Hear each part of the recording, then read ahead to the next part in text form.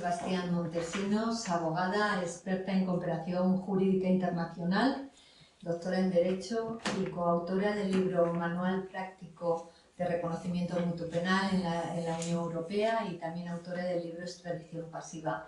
Bueno, es un lujo tener aquí a Ángeles esta tarde, primeramente porque ella sabe mucho de este tema, ha estado trabajando antes también y colaborando con organismos internacionales, ha estado trabajando para la Embajada Americana y realmente es parte también de la colaboración que ha tenido con ALA en otras ocasiones, que le agradecemos mucho. Esta tarde está aquí para asistir a este curso, para dar esta jornada, este curso interesante sobre la OED, la defensa en el procedimiento de ejecución en España. Bueno, será un curso práctico, eminentemente práctico para no solamente los abogados y abogadas que hacemos y que nos dedicamos al turno de oficio y que nos llaman y necesitamos tener y estar al día de lo que ocurre y cómo sería nuestra mejor defensa en la OED, sino también para generar a la abogacía en general. Y bueno, ahora, antes de dejaros con Ángeles, deciros que se os va a enviar una documentación que es muy interesante, ahora Ángeles os lo va a decir, y bueno, después de la charla, de la ponencia, pues podréis hacer las preguntas que creáis conveniente. Sí os voy a decir que, bueno, por primera vez tenemos la posibilidad de grabar esta jornada y las que sigan en ALA para después ponerlas y subirlas a la web de la Asociación Libre de Abogadas y Abogados, que os animamos, si alguno de vosotros o vosotras no sois socios de ALA, a incorporaros, porque lo que vamos a subir en la web será para que lo puedan ver al 100% todas las personas que sean socios y parte de ALA. Por lo tanto, eso es realmente una acción importante, que nosotros hemos hecho un esfuerzo para poder compartir este material con vosotros, y os animamos para que seáis parte de nuestra asociación si todavía no lo sois. Muchas gracias. Y ahora os dejo con Ángeles. Buenas tardes a todos. Primero, gracias a Ala y a Ana, que me han invitado a participar en esta formación o en este intercambio de opiniones. Bienvenidos a todos, y aunque ella dice que después me preguntéis, yo no somos muchos y me encantaría que esto fuera una conversación abierta. Que si veis que digo algo que os interesa y que no está suficientemente aclarado o extendido, pues me interrumpáis y me digáis. Yo tengo mucha experiencia en la cooperación internacional, pero yo no he hecho el turno de oficio en la Audiencia Nacional. Entonces, todo aquello que sea relacionado con este tema, lo que vosotros me digáis me va a enseñar a mí también. O sea que os agradecería que todas esas dudas, o todos esos problemas que encontráis a la hora de hacer esa defensa, pues la podamos abordar y ver cómo se puede solucionar. Primero de todo, yo entiendo que hacerse especialista de una cosa muy concreta, que es en la orden de arresto europea, pues es muy complicado, porque a menos que te dediques exclusivamente a hacer este tipo de práctica, los abogados en general solemos hacer muchas otras cosas. Entonces, especializarse en algo tan básico es complicado, pero también necesitamos las herramientas para poder hacer la defensa, sobre todo en el turno de oficio. Entonces, mi objetivo en esta clase es dar una visión global de cómo es el derecho europeo y la orden europea de detención y entrega, que sirva un poco para darnos confianza de que somos capaces de realmente llevar a cabo una defensa eficaz. ojalá lo consiga, y si no, por lo menos os vamos a dar una serie de referencias donde encontrar la documentación que poder tener acceso en caso de dudas, en caso de necesitar saber más, ¿no? y que esté a nuestra mano, en nuestra mano. Simplemente para empezar, pero luego lo vamos a ver con más detenimiento. La defensa en las órdenes europeas de detención y entrega es muy difícil, muy complicada, porque existe una obligación generalizada que establece la decisión marco para los estados de entregar. La posibilidad de denegar están muy reducidas, aunque veremos algunas excepciones que se van abriendo paso. Pero lo que sí que hay también es que la Orden Europea de Detención y Entrega es una decisión marco que se aprueba en el año 2002. Estamos en el 2020, han pasado 18 años. En estos 18 años, Europa ha empezado a hacer otro tipo de legislación complementaria a la Orden Europea de Detención, y que son instrumentos de cooperación también, y que pueden ser alternativa a la OED.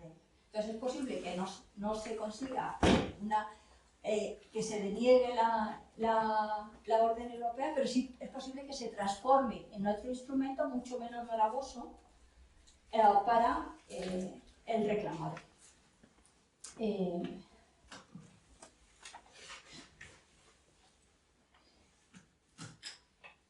La OED no es un instrumento legislativo español en que el juez español decide de acuerdo con la legislación española, con la ley de reconocimiento mutuo. Eso no es así. La Orden Europea de Detención y Entrega es un instrumento que garantiza el espacio de libertad, seguridad y justicia en la Unión Europea.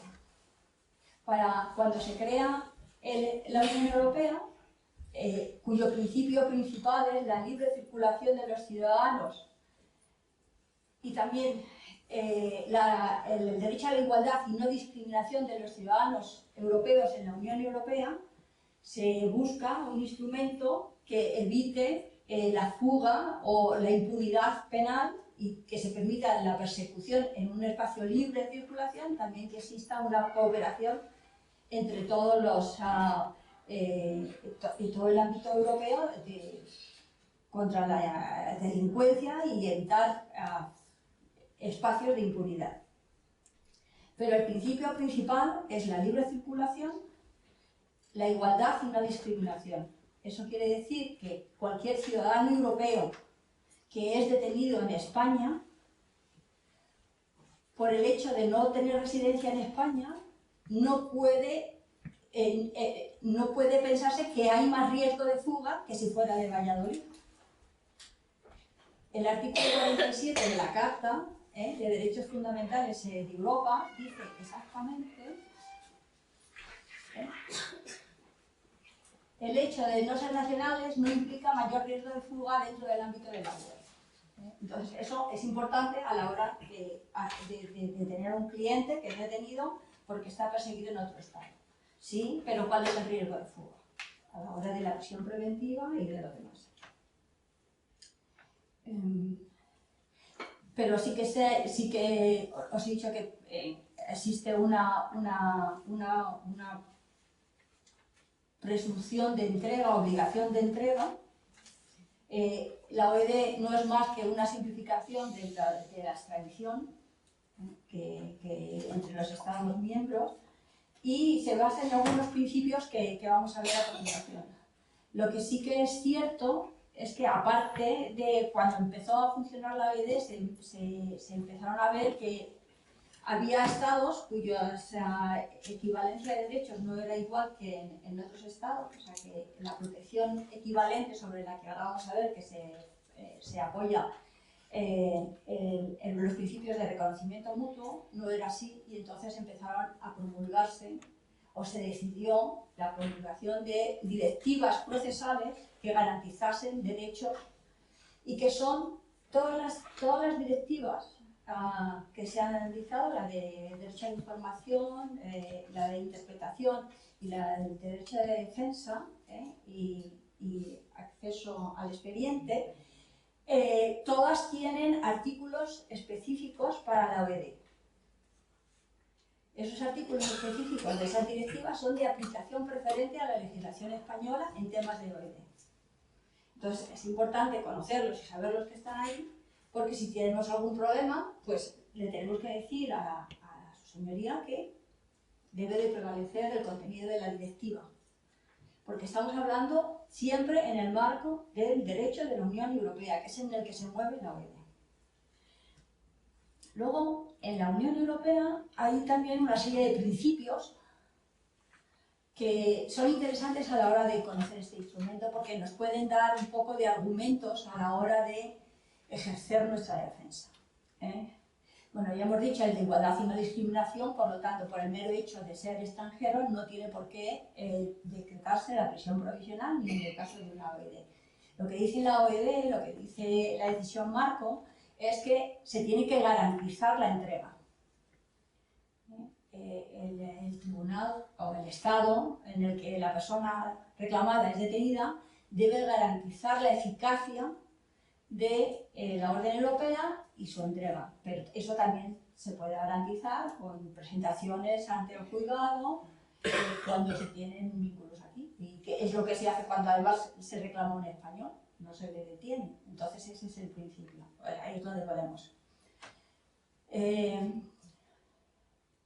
La interpretación de tanto la decisión marco como las directivas que se tienen que tener en cuenta son aquellas que realiza el Tribunal de Justicia de la UE. El Tribunal de Justicia es el único reconocido, es el único tribunal reconocido como el que tiene la capacidad para establecer la interpretación tanto de las decisiones marcos como de las directivas. Por lo tanto, conocer sus sentencias es interesante y relevante a la hora de establecer la defensa en las OED. Es verdad que está bien también conocer lo que se ha dicho por el Tribunal Constitucional, por el Tribunal Supremo, pero es casi siempre en apoyo de lo que ya ha dicho el Tribunal. Y hay temas que no se han tocado aquí, pero que sí que las ha tocado el Tribunal de Justicia. Para los que, a ver si en Europa tenemos dos tribunales, ¿vale? Tenemos el Tribunal Europeo de Derechos Humanos, que es el que decide sobre la aplicación del Convenio Europeo de Derechos Fundamentales, y luego tenemos el Tribunal de Justicia de la UE, que es el que interpreta y dice cómo se aplica la legislación emanada del Parlamento. Entonces, el Tribunal de Justicia hasta el año 2014 no tenía ninguna capacidad, creo que es el 2014, no tenía ninguna capacidad para resolver sobre temas de justicia interior, porque esos temas todavía estaban muy dentro de la soberanía de los estados.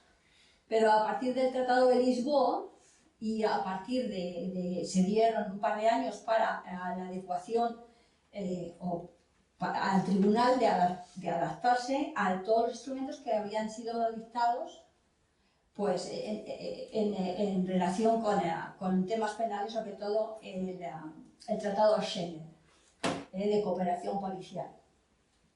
Pero desde entonces el Tribunal de Justicia sí que tiene capacidad para resolver sobre temas penales, pero son todos la capacidad que tiene son los instrumentos de cooperación en el ámbito de libertad, seguridad y justicia, que son las decisiones marco y las directivas procesales.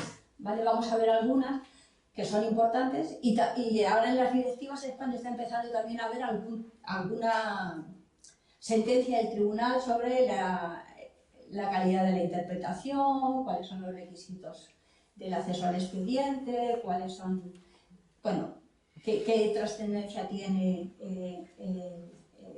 el ser informado sobre los derechos o no que le confieren a una persona detenida. Pero lo que veis aquí es que el derecho de la Unión Europea goza de primacía frente al derecho nacional. He incluido esta última sentencia porque las sentencias del 64, del 77, pues eran generales cuando se estaba creando la Unión Europea, pero la sentencia esta 492/18 PPU tiene que ver, es decir, creo que es octubre o noviembre del 2019, y es una reclamación o es una solicitud una cuestión preliminar, que así es como se llaman cuando acudes los únicos que pueden acudir ante el Tribunal de Justicia de la UE son los Estados, y realmente son los órganos jurisdiccionales, porque ellos piden aclaración de cómo debe interpretarse. Esto es muy anglosajón. La forma en que se sistema el Tribunal de Justicia de la UE es bastante anglosajona, muy influenciada por los ingleses, que ya no están, pero que han estado, y que su forma de decidir y de interpretar pues tiene mucho que ver con las definiciones y los conceptos, ¿vale? Entonces, pues hay una posibilidad de que una persona, o sea, de un reclamado, la defensa, pida al Tribunal Jurisdiccional local que acuda ante el Tribunal Europeo en aclaración de un punto controvertido. Esa solicitud no es vinculante, no tiene por qué aceptarse. Pero el propio tribunal tiene establecido una jurisprudencia sobre lo que se ha definido como el acto claro,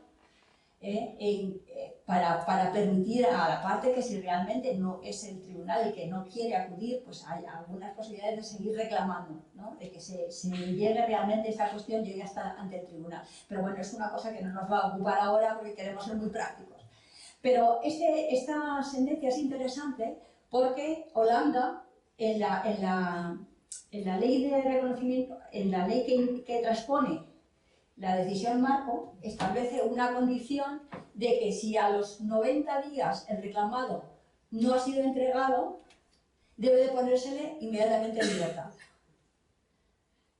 Este es un caso excepcional que vamos a ir luego viendo porque es un caso interesante, pero el tribunal el tribunal holandés acude ante el Tribunal de Justicia diciendo que si ellos tienen que aplicar su ley interna, en el caso concreto, o debe prevalecer el contenido de la decisión marco, que establece que existe una obligación de entrega y una obligación de garantizar la eficacia de esa entrega y que por lo tanto debe de mantener algún tipo de control sobre la posibilidad de fuga. En el caso este en concreto, el tribunal dice que hay mucho riesgo de fuga. Y bueno, pues es interesante que incluso en esta cuestión, y el tribunal decide que los holandeses no pueden aplicar su ley interna. Prevalece el derecho de la Unión. Entonces, ¿es importante? Sí. Sí, pero es que, perdona, Ángeles, pero es que los plazos están tasados por sí, luego lo vamos a ver. Vamos a hablar de plazos.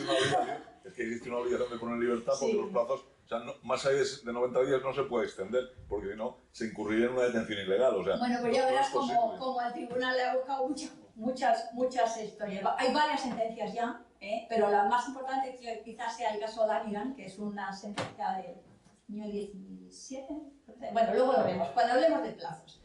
Ahora es para deciros que es importante leerse la ley de reconocimiento mutuo, pero también es importante leerse la decisión marco.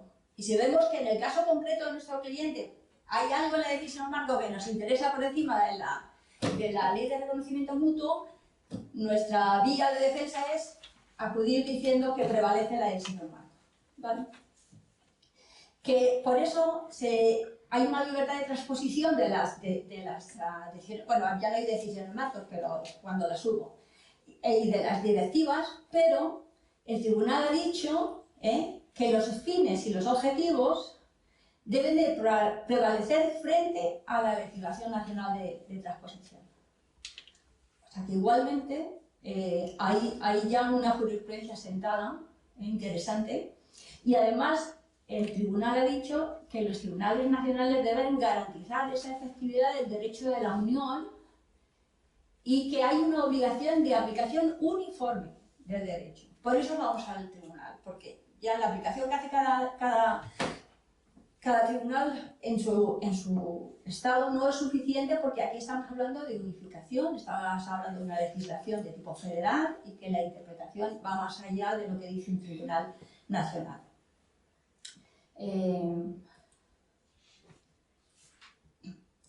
Los principios de reconocimiento mutuo, porque esto se llaman así, se llaman todos estos, hay los instrumentos de reconocimiento mutuo, perdonadme, pero no me he traído la lista de los instrumentos, pero empezó con la decisión marco, pero luego a continuación hay una decomiso, hay embargo, hay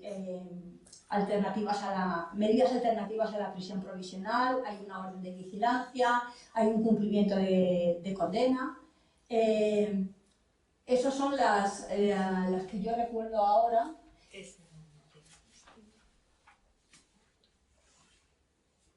Sí, pero no tenemos la lista. Pero bueno, esas son instrumentos que también sirven para la cooperación y son también de reconocimiento mutuo. ¿En qué se basan? Pues la confianza recíproca. Estamos en un mismo espacio de libertad, seguridad y justicia.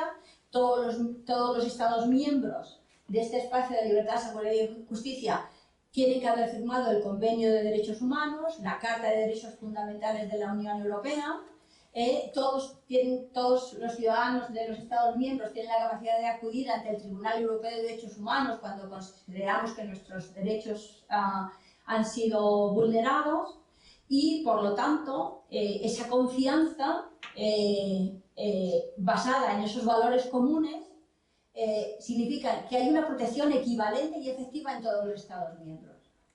Que si aquí encontramos un señor búlgaro que le acusan de robar una gallina y piden la entrega y se le entrega a Bulgaria, pues que allí no van a tener sus derechos peor protegidos que si se le juzgara aquí.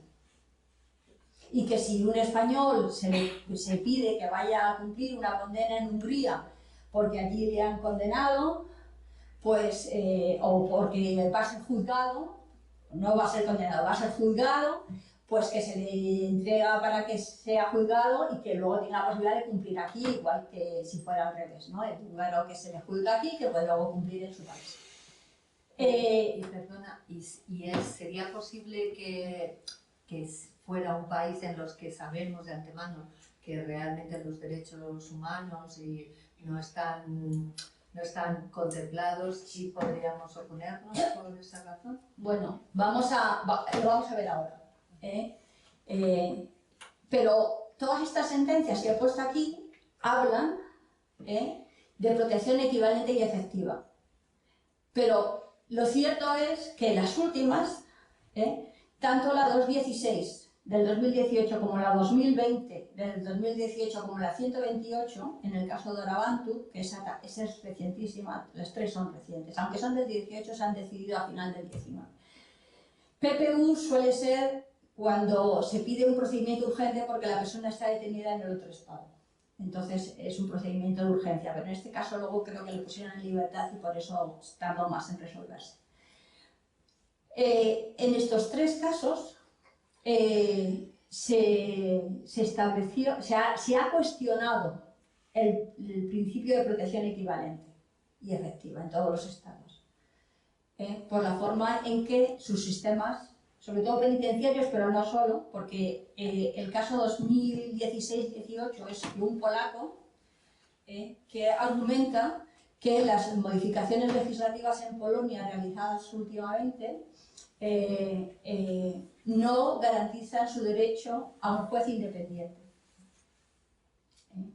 Entonces, esto está siendo cada vez más controvertido y bueno, hay que ver cada caso, y sí que es una opción de defensa. Luego vamos a ver ahora los casos concretos. La proporcionalidad, yo os diría que la proporcionalidad es el eje crucial para las defensas en la OEB. La proporcionalidad porque hay montones de sentencias del Tribunal de Justicia, están incorporadas en la legislación, están incorporadas en las decisiones marco en casi todas, y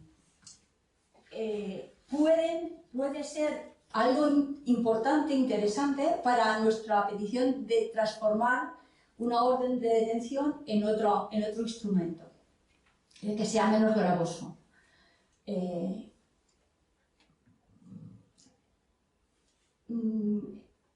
Hay algunos países dentro de la Unión Europea que ya han establecido unos límites.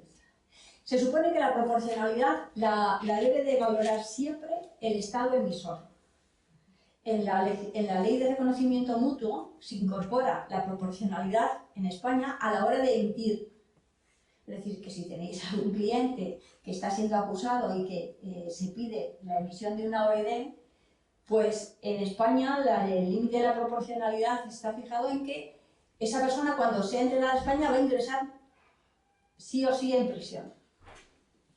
Si no es un caso clarísimo de ingreso en prisión, no debería de dictarse una OED y debería de dictarse otro de los instrumentos existentes, que se pueden utilizar también y que pueden continuar con el proceso.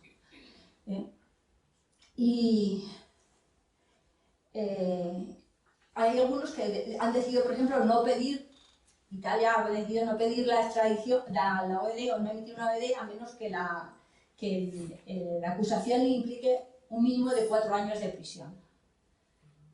Otros estados han establecido otros límites, pero bueno. Perdón, ¿el límite solo lo dice el emisor? Solo el emisor. A la hora, es una política interna a la hora de utilizar las órdenes europeas de detención y entrega. Pero sí que está, en la decisión marco sí que está el principio de proporcionalidad. Y ahí, me parece que hay varios sitios, bueno, digo aquí en la que se establece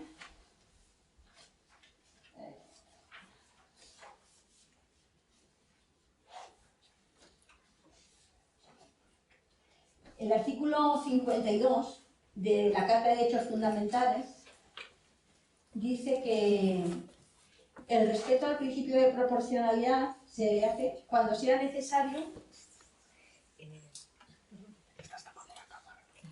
Ay, perdón. La limitación de derechos solamente se podrá realizar cuando sea necesario y responda de manera objetiva y efectiva al interés general o sea necesario para la protección de derechos y libertades de los demás. Claro, la orden de detención europea es una orden de detención, luego es una limitación de derechos, luego no se debe utilizar a menos que realmente el delito se agrave. Si no, debería de utilizarse otro tipo de instrumentos que ya se han creado. Y el receptor, en virtud del principio de proporcionalidad, ¿podría proponer al emisor buscar otra alternativa? Sí, efectivamente. Yo creo que una parte de la defensa puede ser, si no hay proporcionalidad en el caso, el artículo 15.2 de la directiva prevé la posibilidad de pedir información adicional al Estado emisor. Entonces, esa es la vía de intentar averiguar más cuáles son las condiciones y a través de eso pedir al juez que hable con su colega, que la cooperación abierta está prevista en estos instrumentos. Existe en la red judicial europea, los puntos de contacto están todos los puntos de contacto con dirección, con teléfono y con correo electrónico que se pueden poner en comunicación, y esa es la flexibilidad, ¿no? La idea es que este señor es su colega igual que el de Valladolid, vaya, que no hay ninguna diferencia, si tienen alguna duda, pregunta. Esa es la idea. Y en el caso de Aranjosi, que es uno de los casos más, el primero sobre empezar a dudar sobre la confianza recíproca y que puede existir riesgo de tratos inhumanos o degradantes en una entrega, pues establece que también se puede pedir esta proporcionalidad en la ejecución.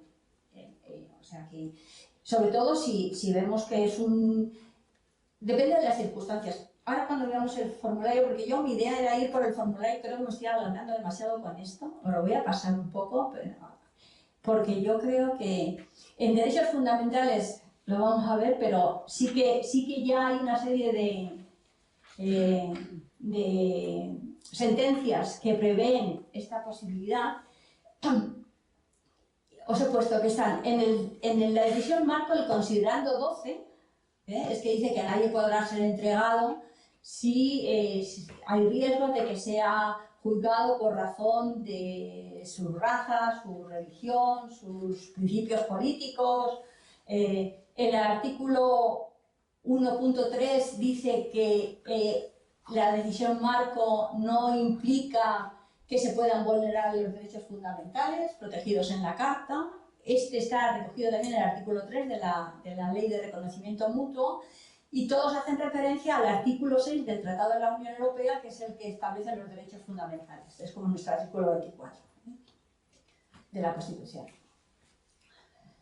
Y dice esto, no podrá tener por efecto modificar la obligación de respetar los derechos fundamentales y los principios jurídicos fundamentales del artículo 6 del Tratado. Bueno, perdonad, que si puedo, que me he ido anterior. Las garantías procesales, hay una muy importante que está aquí, que tenemos que hablar de ella, y es que en la Directiva del Derecho a la Defensa se prevé la posibilidad de nombrar un abogado en el estado de emisión.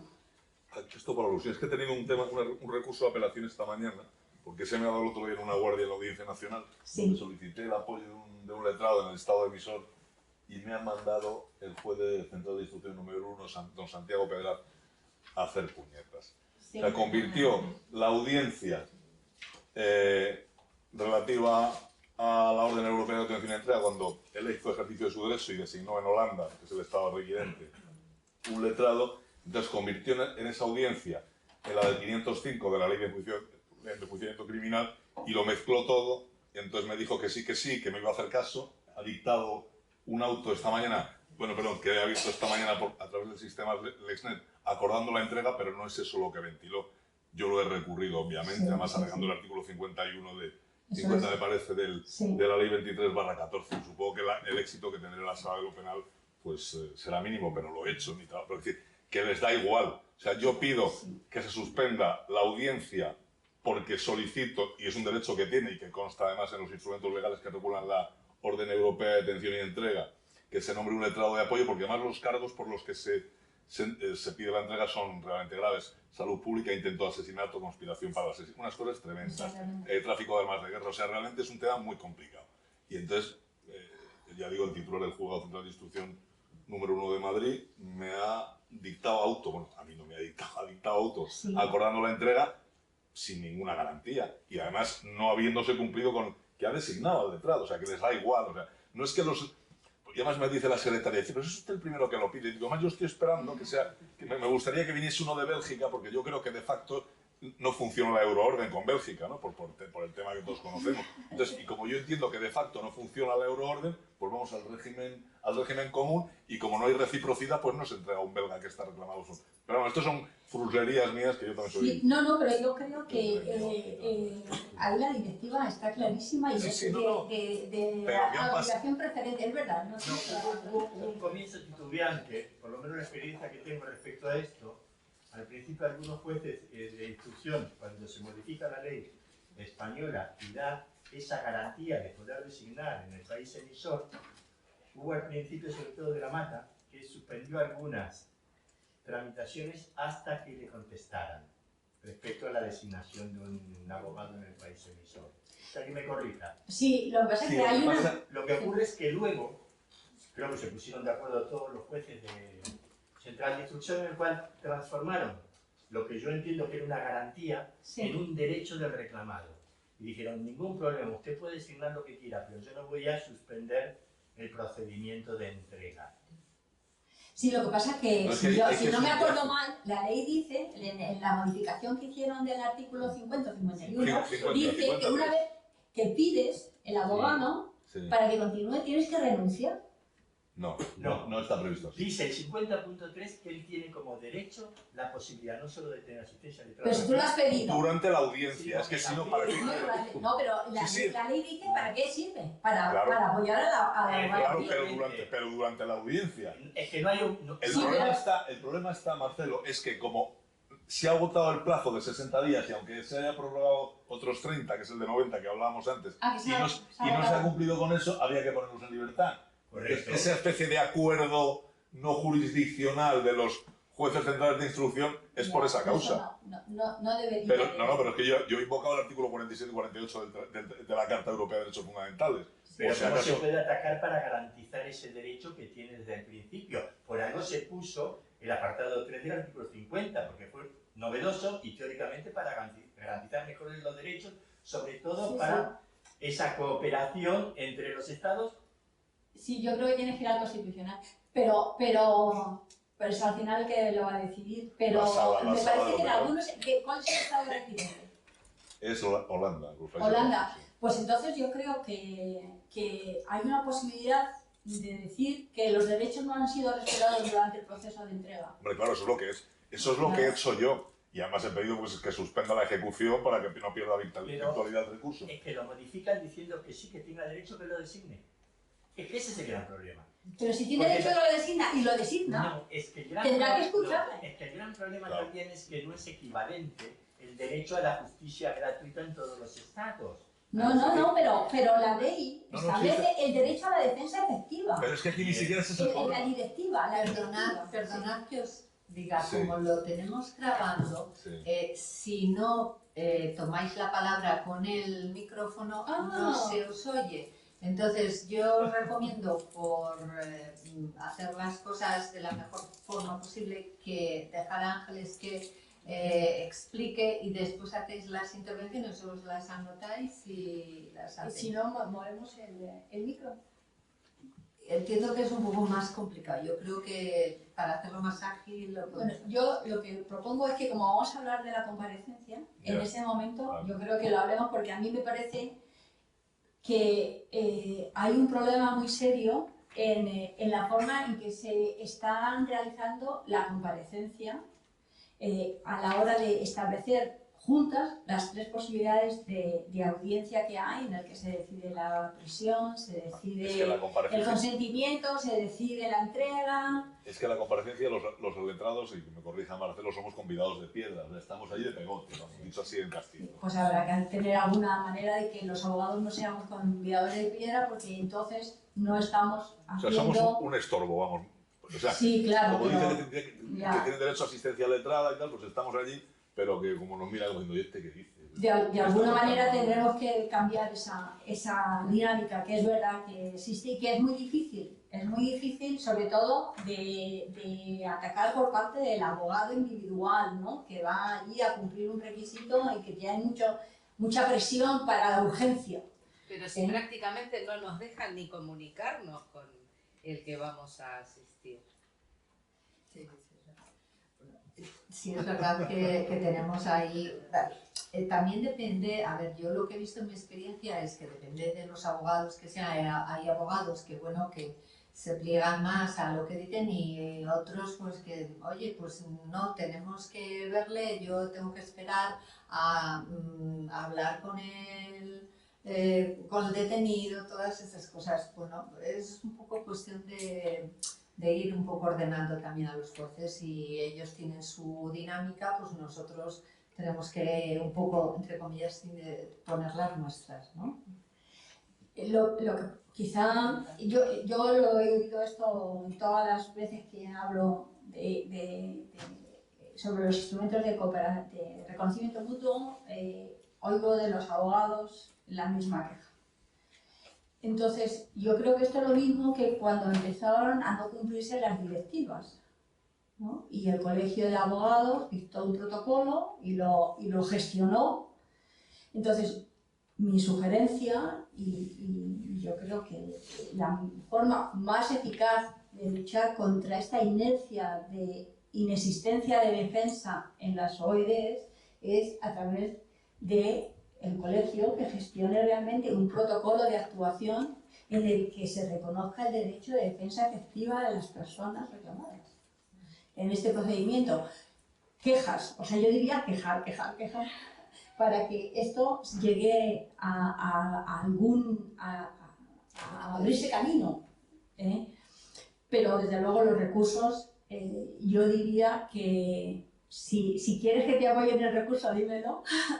Y No, ya lo tienes. El recurso ya está presentado, incluso, Bueno. ya digo, aparte de invocar pues, el 47, el 48, o sea, tutela judicial efectiva, derecho de defensa de la Carta Europea, porque incluso he pensado en recurrir, si al final es posible, esto no es una cuestión previa, al Tribunal de Justicia de la Unión Europea, ¿no?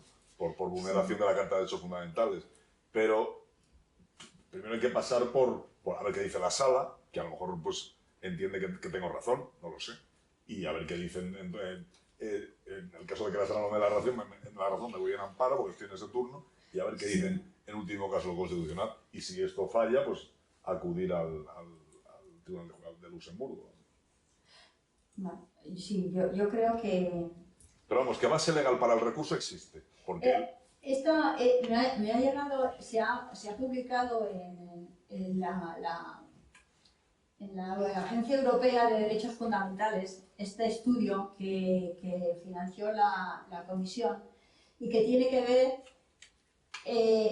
dice, derechos en práctica, acceso al abogado, los derechos procesales en la Orden Europea de Detención y Entrega. Y es un estudio que se hace en varios países de la Unión Europea y el que dicen que no se respeta de manera generalizada es el de nombrar abogado en el Estado emisor.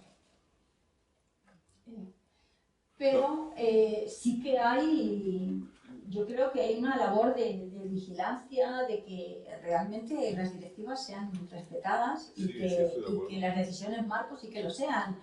Y yo creo que es a través pues eso, de las comunicaciones y de hacer hincapié en que esto no funciona, que se haga. Es duro, pero ya llevamos 20 años de OED. No es un día ni dos. ¿Cómo debería ser para nosotros como práctica o truco para poder pedir efectivamente que se garantice la designación de abogado en el país emisor? Pues yo creo que siguiendo lo que dice la directiva, no hay más. Y lo que dice la propia ley española, y si se ha nombrado, porque yo entiendo que el problema sería difícil si no se nombra, ¿vale?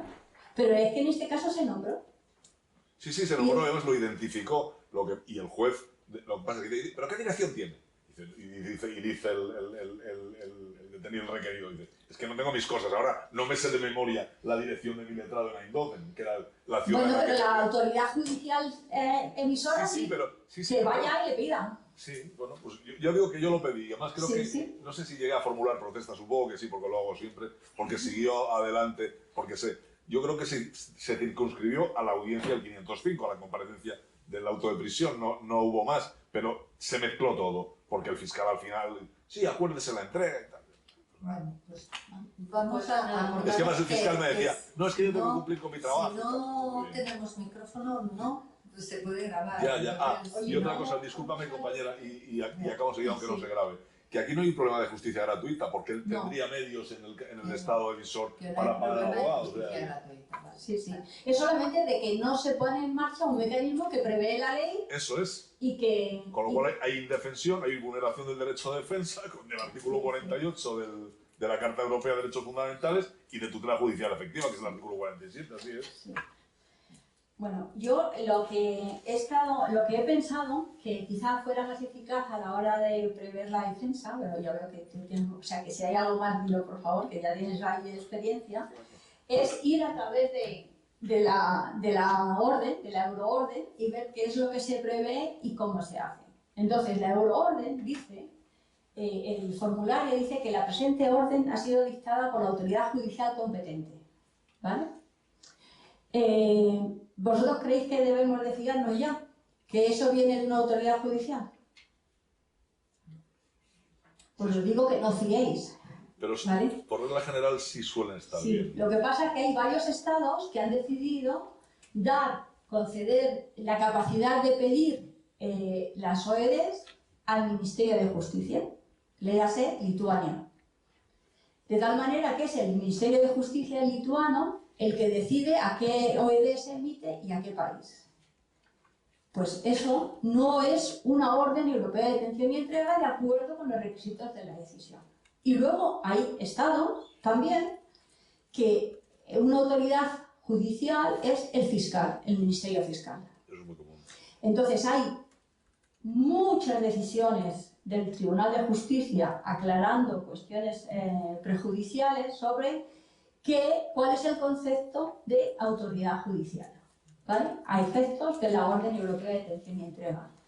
Y el Tribunal de Justicia ha decidido que una autoridad judicial es una autoridad que participa en la administración de justicia, que es independiente, que tiene capacidad para valorar la proporcionalidad de la solicitud y que frente a su decisión se puede presentar un recurso en el Estado emisor. Tiene que tener estas 4 características y así lo ha dicho en varias sentencias. Últimamente resulta que en Francia no se puede recurrir contra la decisión del fiscal de dictar la prisión. Entonces, el tribunal ha hecho una definición diciendo que siempre y cuando sea independiente y que luego tenga capacidad de recurrir cuando regrese y que se reúnen todos los requisitos y tal. Pero quiero deciros que hay que ver quién es la autoridad que pide esta. Y que ahí hay una posibilidad, por lo menos, de aclaración. ¿De aclaración? ¿Veis que no es el tribunal, no es un tribunal de justicia? Artículo 15.2 o 15.3 de la decisión marco, aclaración. Que se solicite por parte de la autoridad de ejecución a la autoridad emisora cuáles son las características de la autoridad que dicta esta orden y si están de acuerdo con los requisitos previstos por el Tribunal de Justicia. ¿Sí? Además, el reconocimiento mutuo es un reconocimiento entre autoridades judiciales, no entre otras autoridades. Por lo tanto, si es el Ministerio de Justicia, no tiene la capacidad de autoridad judicial y no puede utilizar este instrumento de reconocimiento mutuo. Tendrá que ir a otra cosa, pero no este. Y luego, además, aquí se ven las dos posibilidades de entrega, que son a efectos de enjuiciamiento penal o a efectos de cumplimiento de pena. Otra parte importante que tiene que ver con la solicitud y que vamos a ver a continuación, que dice ¿esto baja para abajo? Sí. La siguiente, la primera parte del formulario, ¿qué pasa con este formulario? ¿Ya me nada más? Sí, aquí está.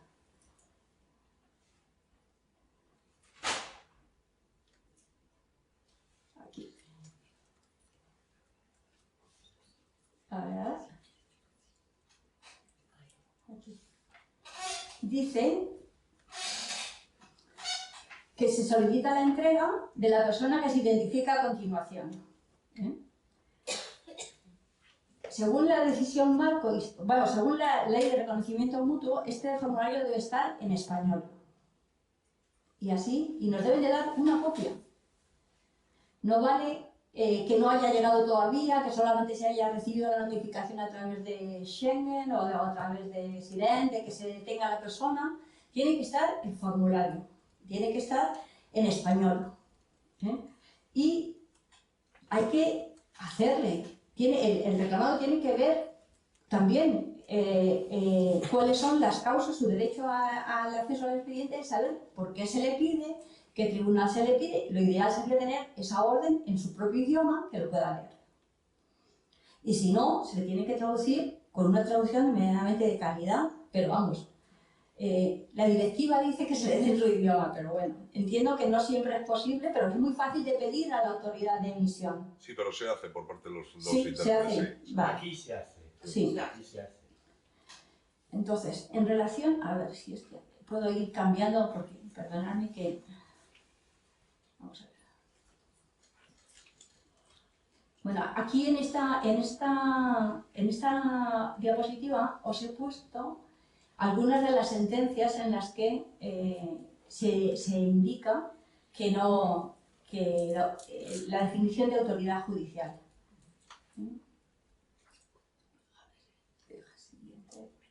¿Cómo voy a la siguiente? Perdonad, soy un poco... Este es el formulario. Vale.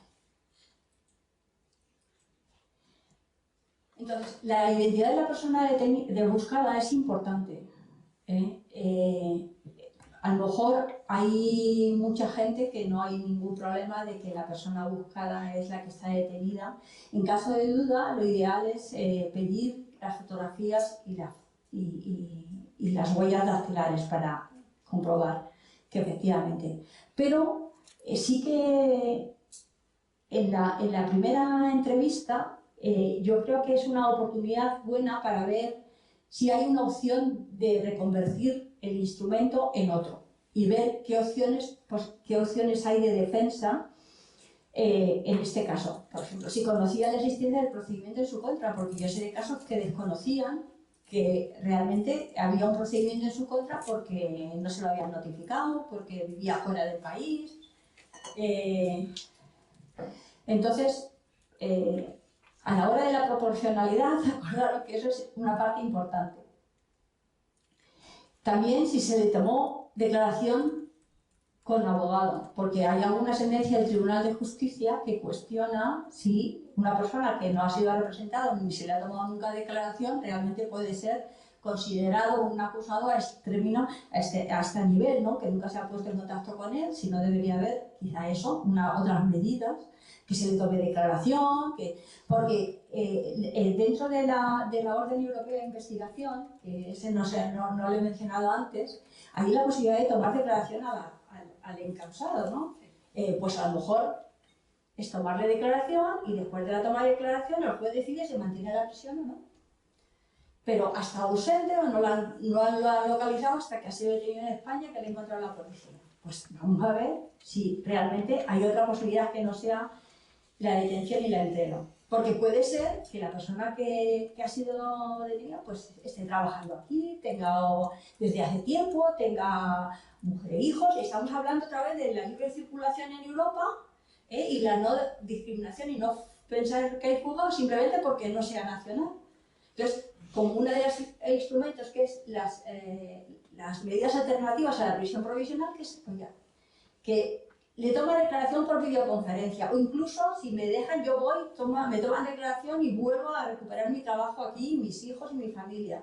Y luego me comprometo a acudir a juicio, me comprometo a acudir cada vez que me llamen para tomarme declaración. Y puede hacerse.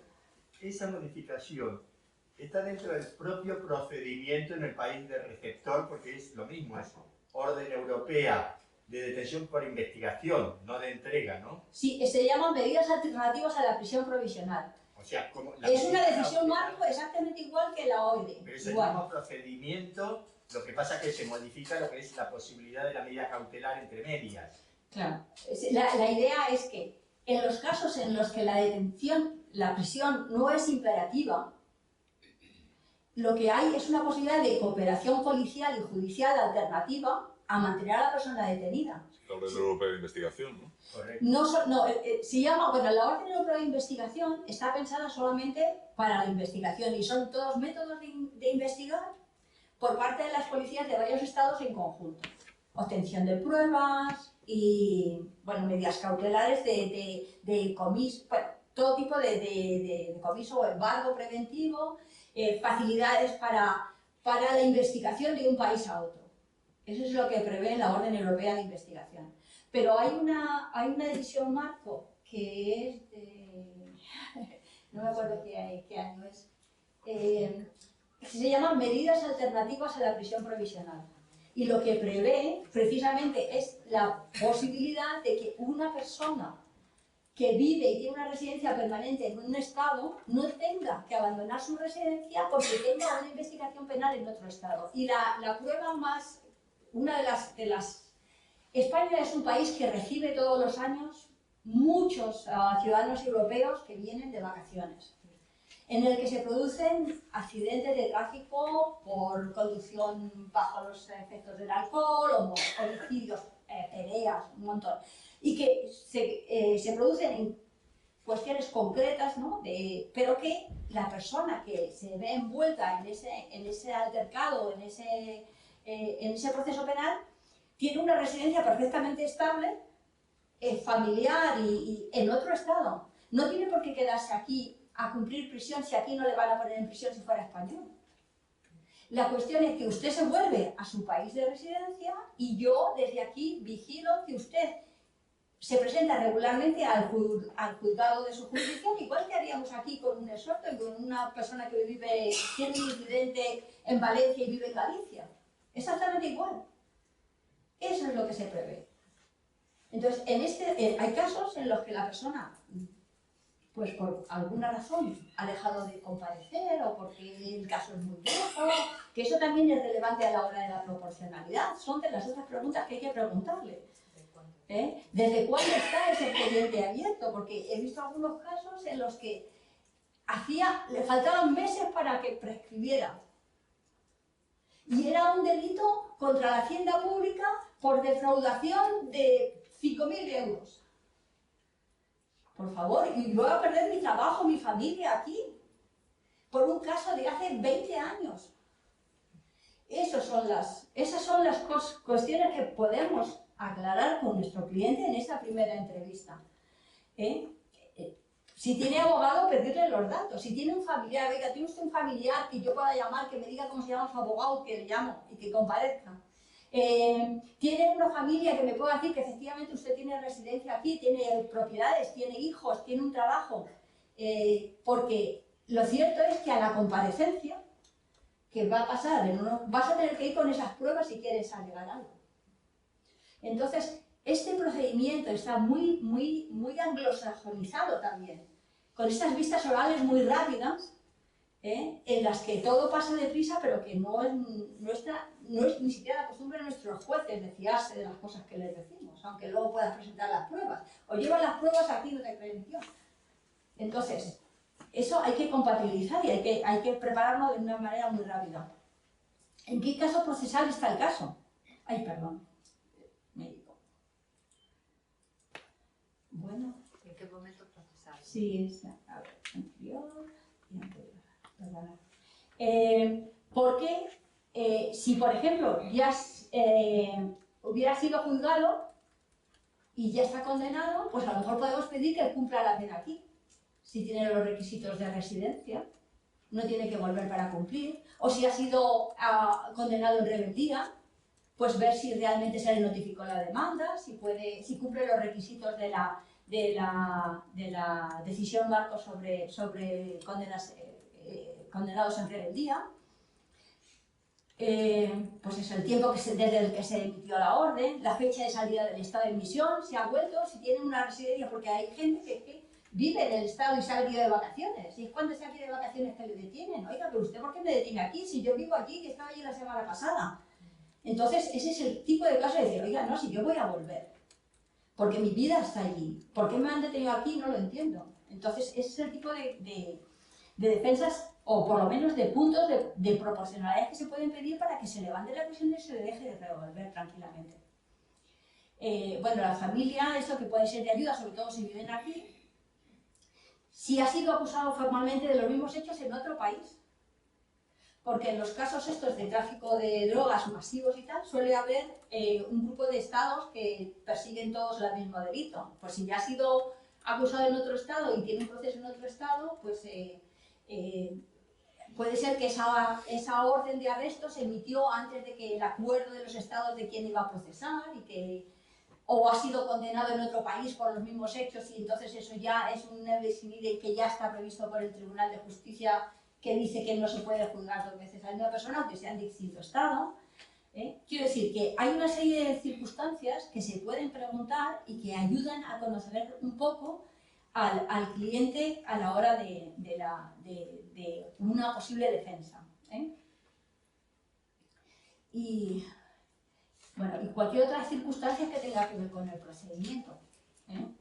Pues no sé, por ejemplo, si no sabemos si tiene un abogado, si los derechos, no sé si es polaco, si es rumano, si es húngaro, porque en esos estados ya el Tribunal de Justicia ya ha dictado que hay un riesgo de que sus derechos fundamentales no sean respetados. Entonces, Rumanía y Hungría ya hay una cuestión sobre situación penitenciaria muy clara de posibilidades de no entrega, Polonia ahora está empezando y a lo mejor hay otros que merece la pena seguir viendo. Perdona con lo de Polonia, es que tengo otro tema también de esa misma guardia, que es con un polaco. Lo que pasa es que lo requieren para el cumplimiento de una pena de 7 meses de prisión por un robo. Traslado tu pregunta, que tienes un caso de Sí, una persona polaca. Un ciudadano polaco que es reclamado para el cumplimiento de una pena que es privativa de libertad. reclamado para el cumplimiento de una pena de ¿cuánto tiempo? De 7 meses. De 7 meses. Por un robo. Por un robo. Y no consiente la entrega, claro, porque él vive aquí. Él vive aquí. Pues hay una decisión marco que se llama penas privativas de libertad. La estoy buscando, pero no la he encontrado todavía. Sí, pues es... Lo estoy buscando aquí A por ver, el móvil. a ver si tengo yo aquí la... Es que no me he traído el... ¿Vas por el colegio de abogados? ¿Perdona? ¿Vas por el colegio de abogados? Sí, voy, sí. Porque en el departamento penal Sí, está mi libro Es y que ahí acabo de está la encontrar además un manual del colegio que tengo aquí, lo que pasa es que son 83 páginas. Me lo he intentado enviar a mí mismo, pero no sé si habré tenido éxito, no lo quiero perder. Ahí está mi libro, el mío y el de Carmen Rodríguez Medel, y ahí está, hay una parte dedicada a penas privativas de libertad. Y es corto, es fácil. ¿Pero es donde? ¿En la biblioteca? En la biblioteca, en la sala de penal, Sí. está ahí, porque yo lo he consultado el otro día. Sobre medidas alternativas de la prisión provisional, dices. Sí, no, ese sería pena privativa de libertad. Se llama PPL, pena privativa de libertad. Es que qué rabia no tener, ¿sabes? No me he traído todo mi arsenal aquí de datos, pero es que no sé si es la 9. Bueno, De todas formas, como nosotros vamos a dejar después enviados documentación, pues podemos hacer una relación. pero en este caso es súper fácil pedir que se cumpla la pena aquí, se reúnen los requisitos. Y yo sé de casos que se ha concedido. Si reside aquí, es una pena de 7 años y No, se de 7 pide que meses. se transforme. 7 meses. 7 meses, perdona, 7 meses quería decir. Que se transforme en cumplimiento aquí y se prevé una transformación de la pena al sistema español. Lo que pasa es que el competente ya no es el juez de instrucción, sino el juez central. Sí, eso funciona de la instrucción en cualquier caso. ¿Sí? No, el juez central de cumplimiento, el juzgado central de lo penal. Sí, el de vigilancia, bueno, sí, sí. bien. Ese es la autoridad central, pero vamos, que hay precedentes, lo puedes ver, sí. Al hilo de lo que estaba diciendo el compañero y el batiburrillo, que muchas veces la primer comparecencia se mezcla 505, el consentimiento e incluso la posibilidad de cumplir aquí en España. Sí. Porque muchas veces los fiscales, a efectos de, por ejemplo, denegar una medida cautelar de prisión provisional a efectos de entrega, aluden a que posiblemente el cumplimiento pueda ser aquí en España. Pero eso luego, en el acta de la propia OED no aparece, aparece solamente en la pieza separada de situación personal. ¿Cuál es tu pregunta entonces? Es decir, ¿cómo tenemos que hacer para que conste? Sí. ¿Cómo tenemos que hacer para que conste las que circunstancias esas circunstancias respecto a la posibilidad de cumplimiento respecto aquí, a la posibilidad de cumplimiento de la pena aquí en España? porque posteriormente tal vez no llega ni siquiera a la sala Y para que quede constancia y reflejada en el desde el acta. primer momento. Vale. Hay que pedir en la transformación que se transforme la orden europea de detención en una orden para el cumplimiento de pena aquí, en aplicación de la decisión marco sobre penas privativas de libertad. Eso es lo que hay que pedir, la transformación. Además, hay una sentencia del Tribunal de Justicia, en el caso López da Silva, como la posibilidad de cumplir para los nacionales está suelta en esa sentencia del Tribunal de Justicia, también se dice que para no discriminar al resto de los ciudadanos europeos, si el otro ciudadano europeo reside en España, también tiene derecho a cumplir aquí, en la misma situación que un español. O sea que hay una jurisprudencia ya sentada de que eso debe de cumplirse. hay que reunir esos requisitos que establece y que hay que leerse el caso concreto. Pero si reside aquí, yo no le veo ningún problema. Perdón, en mi caso, residiendo aquí desde el año 2012, en diciembre del año pasado, me lo han denegado. Reside en este país, tiene propiedades en este país, trabaja en este país, tiene su familia en este país, ciudadano italiano.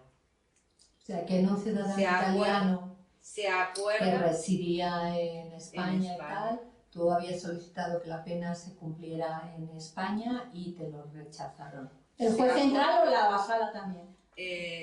Ambos. Porque el juez central lo que hizo fue, en mi caso, cuando dictó prisión preventiva, porque aquí en España, o por lo menos en mi experiencia, es automática la prisión preventiva cuando se deniegan a cumplir, diríamos, a ser enviados al país. Y aunque digan que sí, o que accedan igual. En tu experiencia siempre el juzgado central decreta la prisión. Sí. Y una vez dictada la prisión de esta persona, perdón, yo hice una solicitud de libertad. No un recurso, solicitud de libertad presentado a los 2 o 3 días. Sí, que hiciste una solicitud de libertad ante el juzgado central de instrucción, porque en el momento que lo asistí, yo lo asistí de oficio.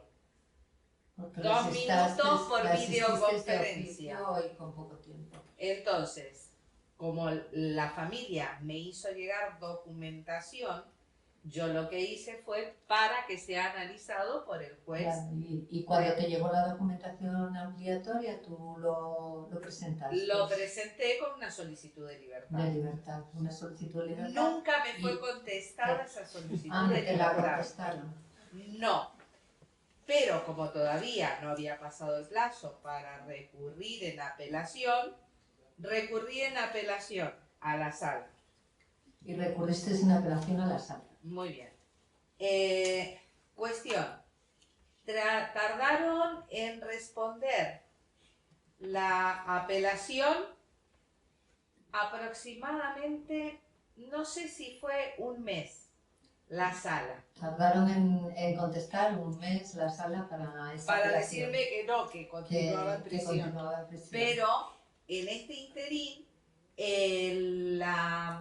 ¿cómo se llama? El juzgado central ya estaba dictando la orden de entrega. Claro, y ya se estaba al mismo tiempo dictando la orden de entrega. Sí. La cuestión es, porque yo quiero informarme respecto, a mí en ningún momento se me ha facilitado, no se me ha notificado las solicitudes enviadas por Italia. Es decir, en el momento de asistir a mi cliente, o sea, dices que no se te ha en un primer momento, no se te ha dado copia de las solicitudes. La solicitud sí, inicial. De la solicitud inicial que hace Italia, eso no lo tiene. La inicial sí. Pero una vez que se acuerda la prisión y demás, se debe solicitar al país emisor, diríamos, que envíen la documentación complementaria, sentencia, lo que tuviera. No. La OID es un documento que no necesita más si no se pide aclaración o documentación adicional. El juez de ejecución resuelve sobre el contenido de la OED. Por eso estamos intentando ver el contenido de la OED y cómo podemos cómo podemos ejercer un poco de defensa intentando completar y pidiendo información adicional. De todas maneras, Ángeles, es que tenemos una situación muy claudicante los letrados en estas cosas. Pero es por falta de cultura, en este caso, de defensa de los jueces. Porque entre los... O sea, es que tú llegas, ya digo, como convidado de piedra. Está el fiscal allí, está el juez, y tú llegas allí como diciendo, bueno, ¿y ahora qué? y no hay Sí. cultura, no hay... Es que además cuando les pides algo de esto y este tío que me está contando a mí, Sí. que es un Yo poco... me Sí, a mí me ha gustaría, llegado a yo decir. intentaría encontrar una forma realmente de poner en marcha esta defensa efectiva a la que estamos obligados por la ley y también por nuestra profesión, cómo hacerlo realmente presente. Pero es que- Porque si fueras de... Vamos a ver, yo me pregunto, una pregunta cínica, si en lugar de tú vas de un super bufete, ¿te habrían hecho caso y habrían esperado? Igual, no, da igual. Igual. No, Yo, no. yo, Depende vamos, de va, por Dios. Bueno, hombre, como todo en la vida, pues. Pero es que hay jueces... no, lo que digo, no quiero decir que prejuicien de un abogado a otro, no quiero decir Hay eso. Lo que jueces- quiero decir que el peso... Hay no jueces sé. que son más sensibles a los grandes despachos, eso es así. Pero que es que en esa misma guardia vino uno también y lo mató. Y nada, igual, Igual, una faena de El alivio. funcionario no tiene ni siquiera copia de la primera orden, es Disculpad decir, que reconduzca... que- vamos a dejar a Ángeles que termine con toda la exposición y después hablamos de nuestras dudas o de nuestras experiencias, porque si no, no se va teniendo un hilo continuo. La otra cosa importante que quería mencionar a la hora de ver la OED y de fijarse es que tiene que existir una orden de arresto nacional. ¿Vale? Porque a veces, en algunos estados, el juez emite la OED como si fuera la Orden Nacional de Detención. Y es así porque existe una sentencia del Tribunal Europeo, precisamente en un caso de Hungría, en el que se emitió la OED y no había ninguna auto de prisión interna. Entonces, eso no puede ser, porque este instrumento de reconocimiento lo que reconoce es esa orden de prisión. Entonces, tenemos que asegurarnos que existe esa orden de prisión en el caso concreto de nuestro reclamado. Y que esa orden de prisión está vigente, que no ha caducado en el tiempo, que no se ha transformado el procedimiento y que ya la persona no es detenida para enjuiciamiento, sino para cumplimiento. O sea, hay que intentar actualizar que esa información efectivamente es la que debe de ser. Perdón, ¿cómo y cuándo? Pues simplemente leyendo el formulario, ¿vale? O sea, simplemente leyendo el formulario y viendo que en allí consta que esta persona sí que hay una orden de emisión, de arresto. Y también cuestionándolo ante el juez si no aparece nada. Cuestionar, decir, bueno, hemos recibido esta orden, aquí no existe ninguna información, por favor recabe información adicional. Aludiendo a que la persona tiene derecho. Pues a esos principios que hemos visto, que a lo mejor los principios se los pasan por el forro en el primer paso, pero si seguimos intentando decir, no, y que la perdone. Pero aquí lo que tenemos que ver es que realmente es la libre circulación de ciudadanos, que el artículo 47 de la Carta dice que no tiene por qué ser detenido por no ser nacional español si no existe riesgo de fuga y esta persona tiene todos los requisitos del riesgo de fuga. Hay una sentencia del Tribunal Constitucional también sobre esto, ¿no? De que tiene que, incluso en los casos de BD. Yo sé que todo esto es teoría, pero lo único que podemos hacer es exprimirlo constantemente. Intentar probarlo con todas las fuerzas para que en algún momento caiga en oídos o intentar algo mucho más colectivo.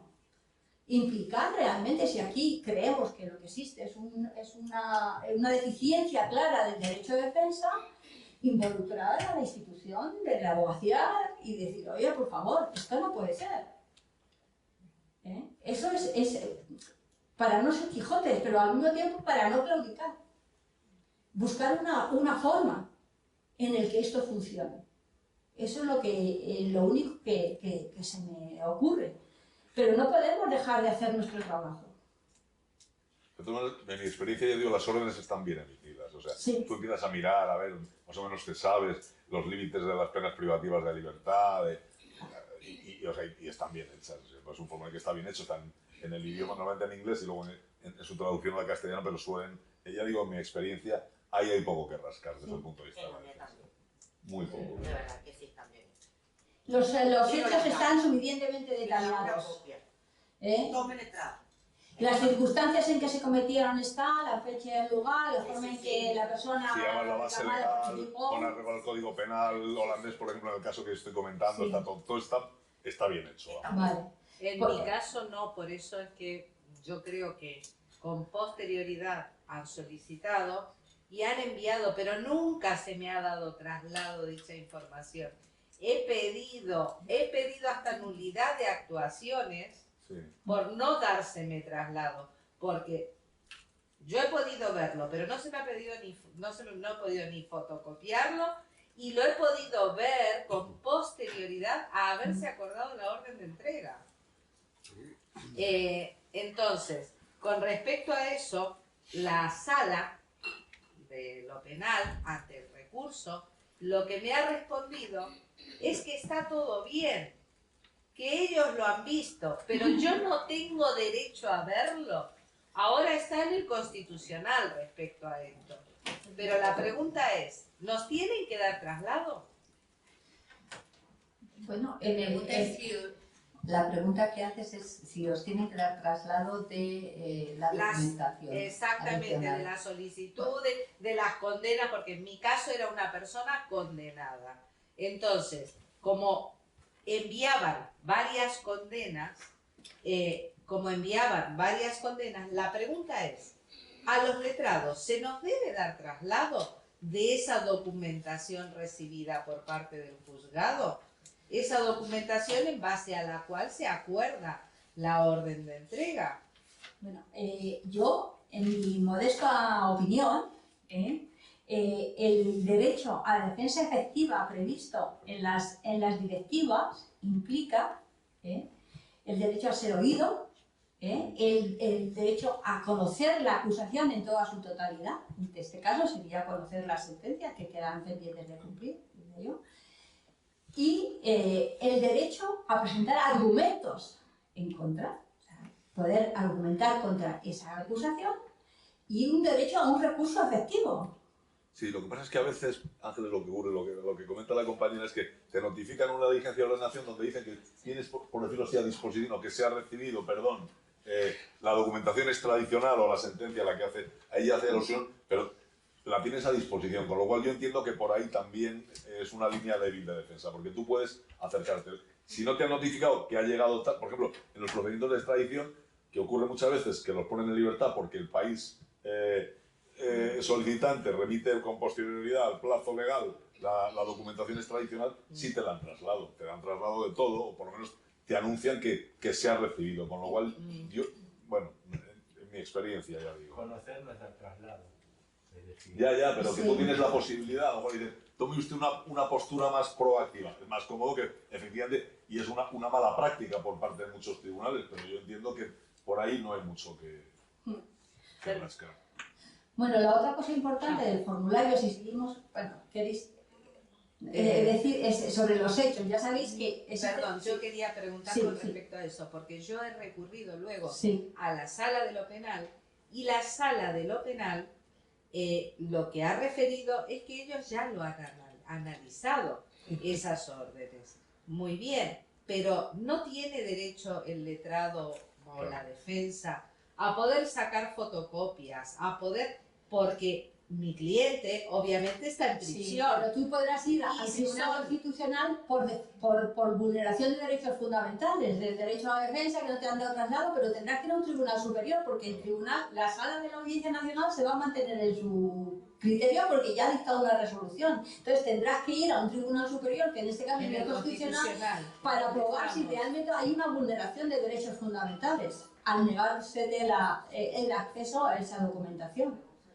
Es la única, es el único que te va a decir. Yo te puedo decir mi opinión, pero la sala es la que te va, o sea, el tribunal es el que te va a decir si realmente haya habido una vulneración de derechos. Pero además, yo te digo que no solamente en eso, porque si tú habías pedido que cumpliera aquí y el cumplimiento es un residente y reúne los requisitos que establece la sentencia del Tribunal de Justicia para el cumplimiento de ciudadanos de la Unión residentes, pues también se está vulnerando su derecho a cumplir aquí, que es un derecho que le confiere el derecho europeo.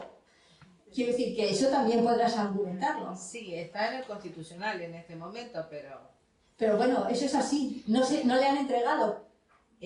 No. Han acordado la entrega. Sí.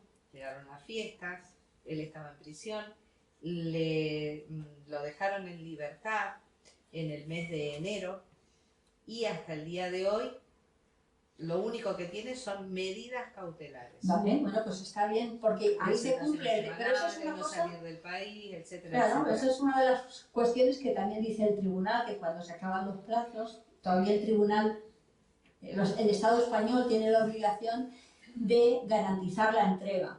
¿Por cuánto tiempo deben permanecer? Es que no hay plazo, ahora lo vemos en los plazos, pero realmente no hay plazo. Una cosa, solamente me voy a dar un poco más de prisa porque yo veo que decís que todos los formularios se deben venir bastante bien cumplimentados. Yo diría que hay otra cosa importante en relación con la lista de delitos. De más de 3 años de prisión que no se ve la doble incriminación. En este caso hay que mirar si realmente los hechos cumplirían una situación similar. Hay varias sentencias del Tribunal de Justicia sobre lo que es la doble incriminación, pero ahora mismo hay un caso pendiente ante el Tribunal de Justicia, que solamente he visto las conclusiones del abogado Bobek que son de 26 de noviembre, en el que es un caso español, que es un caso sobre, es en Bélgica, el caso del rapero Sí, Valtonyc, sí. Sí, Valtonyc. Entonces, claro, España pide la entrega por un delito de terrorismo y marca la señal de terrorismo y dice que la pena es de más de 3 años, pero en realidad cuando él comete los hechos, esa pena estaba solamente castigada con un máximo de 2 años de prisión.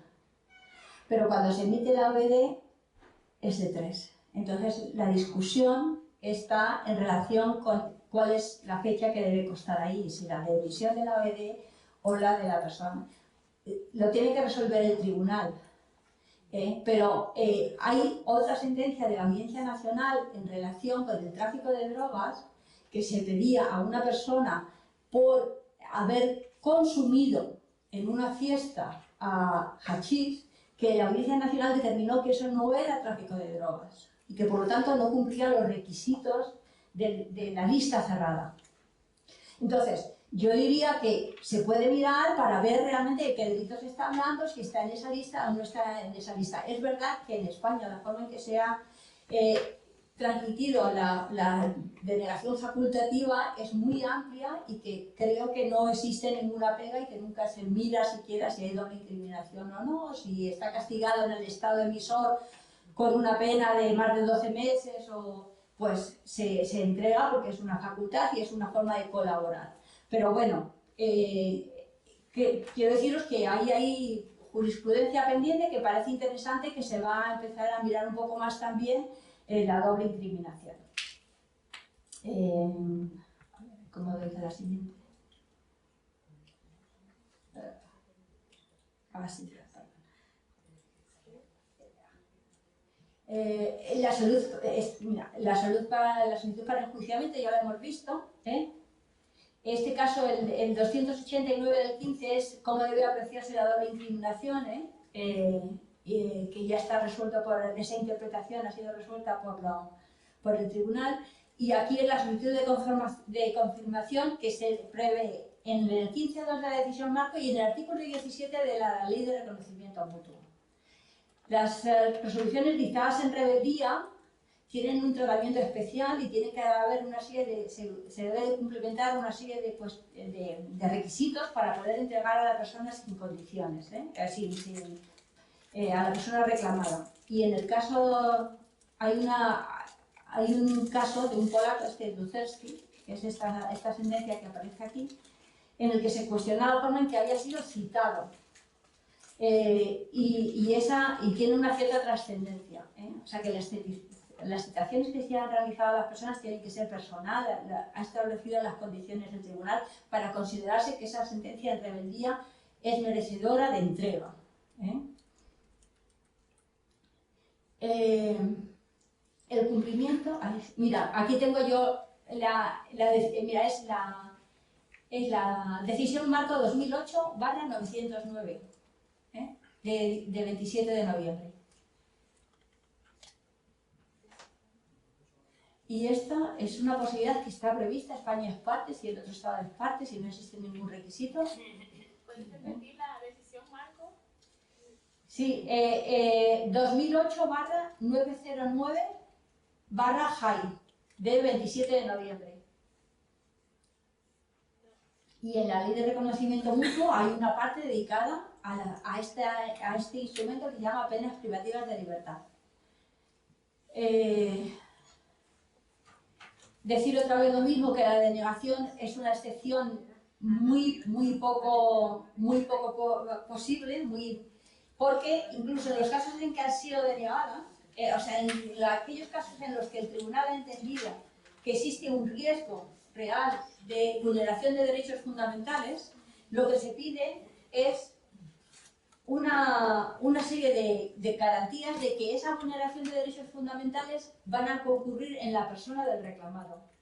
No tiene que recurrir en las condiciones generales penitenciarias o en las condiciones generales de enjuiciamiento, sino en el caso concreto de la persona a la que ha sido reclamada. Y en ese caso, en el caso de que todo esto surge porque en el Tribunal Europeo de Derechos Humanos, a lo largo del 2015 y del 2014, me parece que sí, y del 2015, hay como 400 sentencias en contra de Rumanía y como 500 contra Hungría en su situación penitenciaria, ¿vale? Entonces, eso empieza en una entrega a Rumanía y en una entrega a Hungría. Dos estados de la Unión deciden presentar una interpretación al Tribunal Europeo, al Tribunal de Justicia, indicando que si esta situación de prisión en estos dos países pone en riesgo realmente el artículo 1.3 de la decisión marco de respeto de los derechos fundamentales. Entonces, ese es el caso Aranyosi Caldararu, que es el 404 del 2015, y ahí existen una serie de decisiones por las que el tribunal dice, sí, efectivamente, aquí tenemos una prueba, que son todas estas sentencias del Tribunal Europeo de Derechos Humanos, que nos dicen que hay un riesgo real de que las prisiones en estos países son muy deficitarias y que entregarlos implicaría un trato inhumano y degradante previsto, o que se debe evitar en el artículo 1.3, en el artículo 1.3 del Convenio Europeo de Derechos Humanos. Entonces, ¿qué es lo que hace el tribunal? Dice, no tienes la facultad de negar, tienes que mirar si esta persona, el señor Aranyosi o el señor Caldararu, van a ir a una de esas prisiones en las que las condiciones de encarcelamiento son horribles. Pero si lo ponen en una prisión donde esas condiciones no se cumplen, entonces hay que entregarlo. Y además, si te dicen que no pueden garantizarlo, tampoco lo puedes denegar. Tienes que dejar en suspenso la entrega y esperar a ver si las condiciones de prisión mejoran, porque dice que la decisión marco no ampara la impunidad. Y por lo tanto, cualquier cosa tiene que preverse que no sea la impunidad. Y una cosa parecida dicen en el caso de Polonia. Dice que efectivamente, porque en el caso de Polonia lo que ha pasado es que la Comisión Europea ha hecho un informe sobre si las condiciones de la justicia en Polonia, después de la última legislación realizada por el gobierno polaco, viola o infringe el Tratado de la Unión Europea, el artículo 6 del Tratado de la Unión. Y entonces hace un informe diciendo que los jueces del Tribunal Supremo tienen la obligación de jubilarse, que los salarios son muy bajos, ¿qué más dice? Que el Consejo General del Poder Judicial, su equivalente, pues que tiene una nominación esencialmente política, ¿qué más dice? Dice como 4 cosas más, y que establece que entonces el derecho a un juez independiente realmente está debilitado.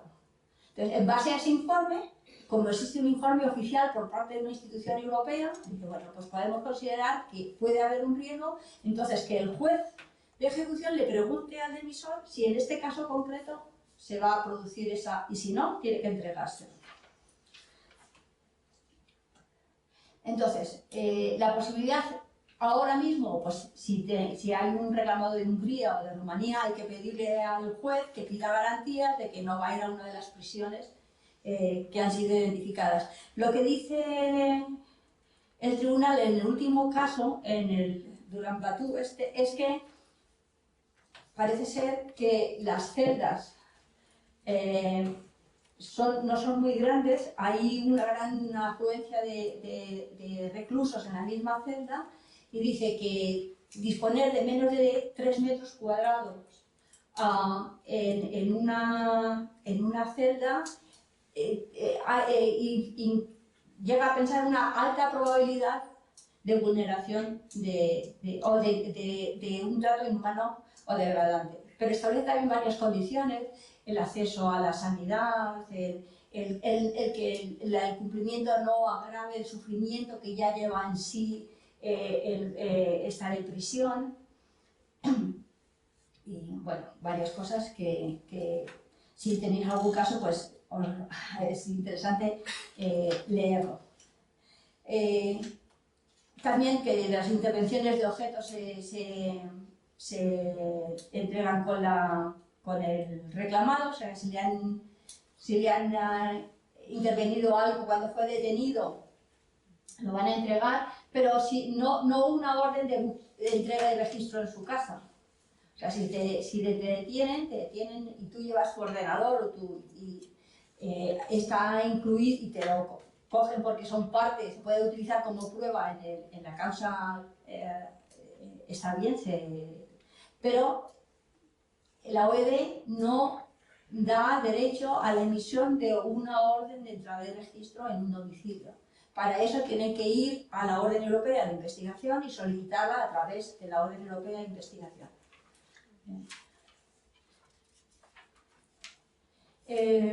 También las condenas de carácter perpetuo implican un condicionamiento, tienen que estar condicionadas, hay que pedir que se condicione a su revisión, y que la pena no será ejecutada en ningún caso. La posibilidad de revisión, esta es la prisión permanente revisable, que hay en muchos países de la Unión Europea. Y los plazos.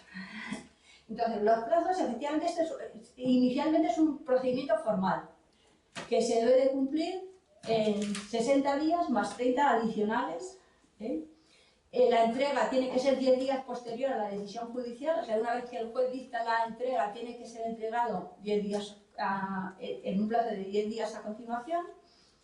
Hay una sentencia del Tribunal Constitucional que dice que las detenciones para OED no están relacionadas, los plazos no están relacionados con la gravedad del delito, sino con los plazos formales para su conclusión. Lo que pasa es que esta sentencia es del año 95 y desde entonces ha habido... Lo del 2007, ¿no? Dice ahí, ¿no? Ay, del 2007, perdón, sí, del 2007. Desde entonces ha habido un par de sentencias que son, sobre todo el caso de Hannigan, la 237/15, que lo que pedía, era una solicitud de entrega, que la cuestión la puso el tribunal, me parece que era Irlanda, o era un caso de Irlanda, era un caso de Irlanda, que el reclamado decía que los plazos habían sido incumplidos y que por lo tanto debería de venir nula la OED. Y entonces ahí el Tribunal de Justicia lo que dice es que la obligación de garantizar está por encima de los plazos, porque en circunstancias excepcionales es posible que, y siempre y cuando esté debidamente justificada su extensión por parte del juez que la ordena y apoyada en una jurisprudencia interna que no viola el artículo 6 del Tratado de la Unión Europea. O sea, la obligación de entrega está por encima de los plazos, ¿no? Sí, Pero debe estar debidamente justificado. ¿Y en Román Paladín qué significa? ¿qué significa el Román Paladín?